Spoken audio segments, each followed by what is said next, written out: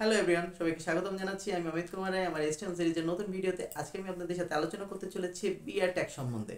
চলুন শুরু করি। আজকে আমি আপনাদের সাথে আলোচনা করতে চলেছি বিআর ট্যাগ নিয়ে। তো চলুন আমরা শুরু করি। প্রথমে আমাদের একটি ফোল্ডার ক্রিয়েট করে নিতে হবে।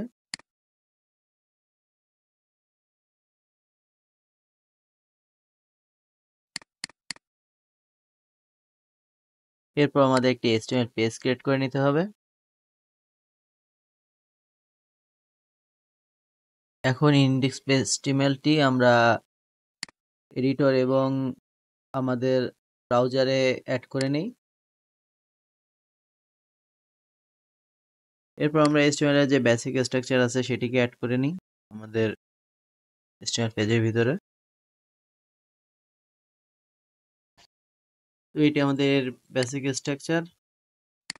এরপরে আমরা এখানে আজকে বিআর ট্যাগ নিয়ে আলোচনা করব। দেন বিআর ট্যাগ কি, এবার আমরা সেটা নিয়ে আলোচনা করি।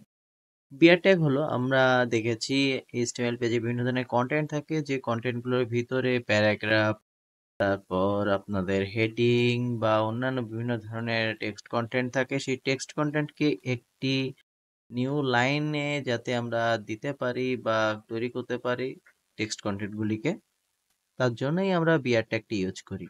অর্থাৎ আমরা যদি নর্মালি আমি আমার নামটা লিখি এখানে অমিত কুমার রয়, দেন এটিকে একটি প্যারাগ্রাফের মধ্যে যদি আমরা রাখি, অ্যাড্রেস দেই খুলনা,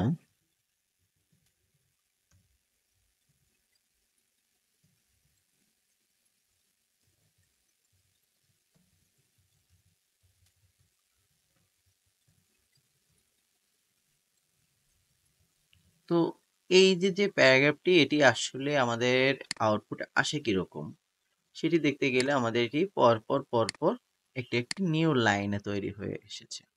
তো এখন আমরা যদি এই খুলনা বাংলাদেশ এই অংশটিকে আমরা যদি একটি প্যারাগ্রাফের সম্পূর্ণ ভিতরে রেখে দেই, তাহলে জিনিসটা কিভাবে আসবে দেখেন। এটিকে আসলে এটি আমাদের একই লাইনের ভিতরে চলে আসছে। এখন আমরা যদি এখানে একটি বিআর ট্যাগ ইউজ করি, তো আমাদের এই সেম জিনিসটি একটি নতুন লাইন থেকে শুরু হবে। অর্থাৎ বিআর ট্যাগ মানে আমাদের একটি নিউ লাইন তৈরি করবে, আমাদের যে প্যারাগ্রাফ কন্টেন্ট বা টেক্সট কন্টেন্ট যেটি আছে না কেন, তার একটি নিউ লাইন তৈরি করবে। তো আশা করি আপনারা বিআর ট্যাগ সম্বন্ধে বুঝতে পেরেছেন। ধন্যবাদ। আশা করি ভিডিওটি ভালো লেগেছে আপনাদের। যদি ভালো লেগে থাকে অবশ্যই আমাদের পেজটিকে ফলো এবং সাবস্ক্রাইব করতে ভুলবেন না পরবর্তী ভিডিওগুলি পাওয়ার জন্য।